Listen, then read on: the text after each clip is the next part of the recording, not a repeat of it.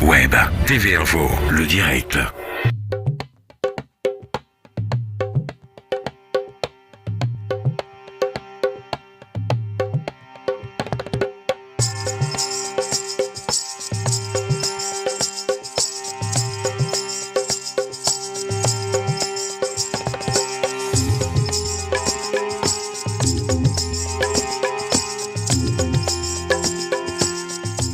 Oui, bonjour à tous. Sur Web TV Info, donc nous allons essayer de recueillir l'avis justement à la fois des personnes qui ont initié l'initiative d'EPO pour faire rentrer le street art au casino de Châtelaillon. Donc bonjour Madame Landowski. Comment vous est venue cette idée de faire rentrer le street art dans le casino?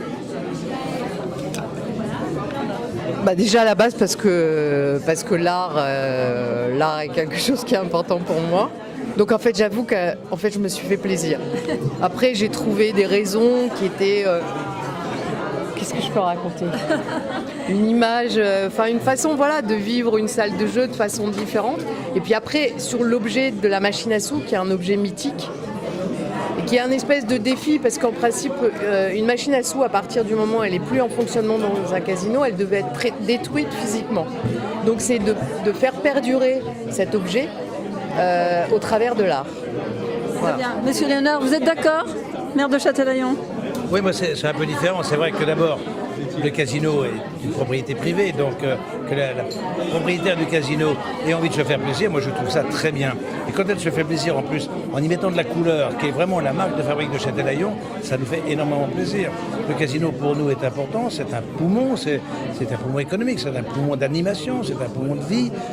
Et donc, qu'il émane de ce poumon un sentiment artistique, une évolution vers de l'art de la rue, pourquoi pas? L'essentiel pour nous, c'est que ce soit de la couleur, que ce soit de la vie, que ce soit vraiment que le casino soit un moteur. Et donc pour nous, c'est l'essentiel. Alors le tourisme par-dessus tout, on va dire ça? Le tourisme, en fait, aujourd'hui, c'est vrai que c'est important déjà de voir des choses qui sont un peu innovantes. Et quand on se promène ici ou là à travers notre belle Charente-Maritime, on voit du patrimoine, on voit de la couleur, on voit en fait tout ce qui est artistique, tout ce qui est Parce que le tourisme, c'est pas uniquement finalement les plages, c'est pas uniquement les cours d'eau, c'est aussi tout ce qui tourne autour des choses artistiques. Donc ici, écoutez, je pense que la réflexion est très intéressante parce que si on vient à Châtelaillon, on y vient peut-être pour sa plage, mais après si on a la chance d'aller faire un petit tour dans le casino et que de voir des choses qui vont nous interpeller, vont nous poser des questions, je pense que c'est une bonne chose. Bonjour Monsieur Barthélemy, vous êtes le nouveau directeur. Tout à fait. Voilà, donc c'est un peu innovant ce qui vient d'arriver ce soir, cette prestation de PO. Effectivement, mais c'est notre métier de trouver toujours quelque chose qui nous différencie. Aujourd'hui, des casinos en France, il y en a 200, tantôt 199, tantôt 201. Aujourd'hui, on fait tous le même métier. Ce que l'on veut, nous, c'est juste le faire mieux et différemment pour attirer une nouvelle clientèle et toujours renouveler l'envie des gens.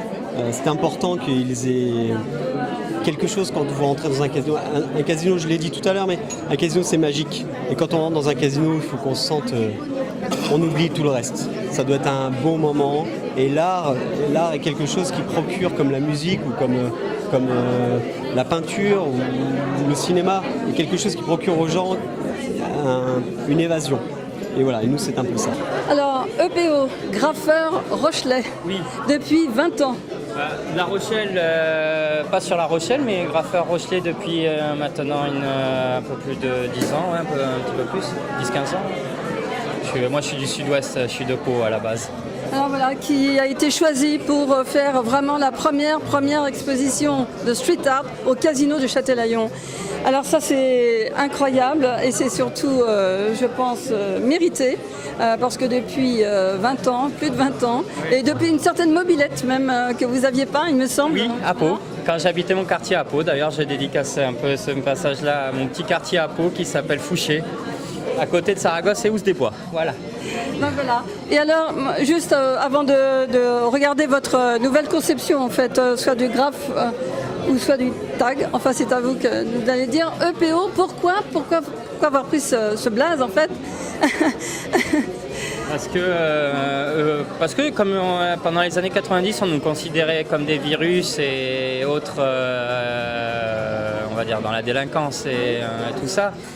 Donc à un moment donné, je me suis dit, puisque je suis un virus mural, autant le faire. Et EPO, c'est celui qui a inventé, dans la mythologie grecque, c'est le cheval de Troie. C'est celui qui l'a construit en fait, voilà. Voilà, celui qui est sorti Donc, à Troie.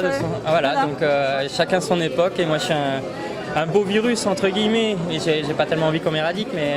Voilà, et vous voyez que en fait, il est vraiment rentré dans le casino de Châtelaillon. Donc il a réussi son cheval de Troie complètement.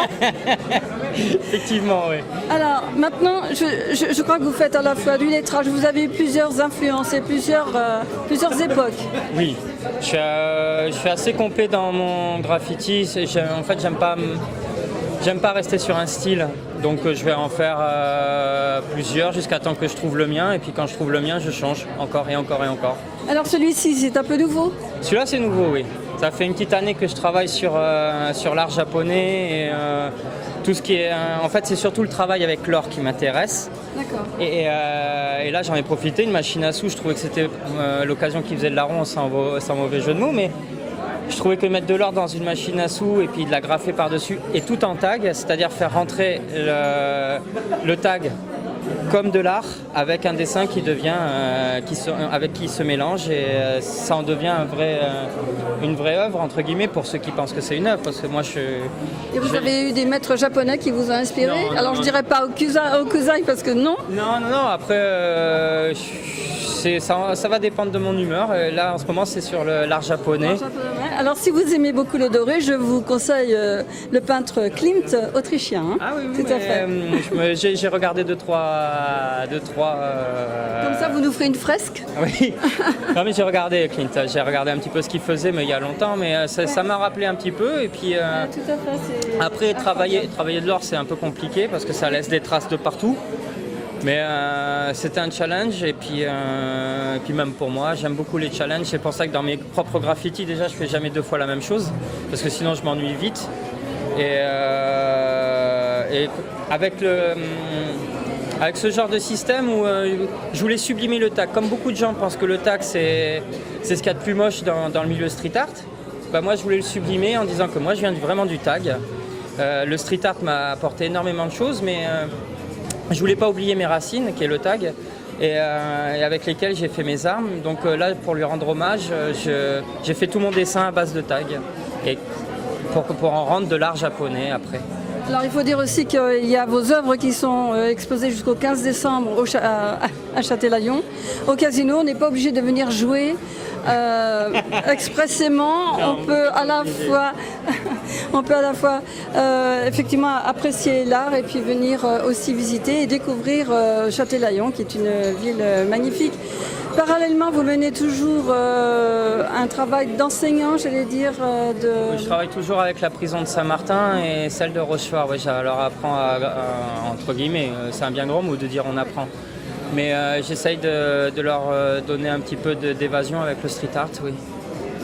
Merci beaucoup. Et le casino de Châtelaillon va continuer justement à faire découvrir toutes sortes d'arts qui vont équiper de futures machines à sous. Et là, on peut faire le tour de la machine à sous qui vient d'être graffée selon un style japonais, très zen.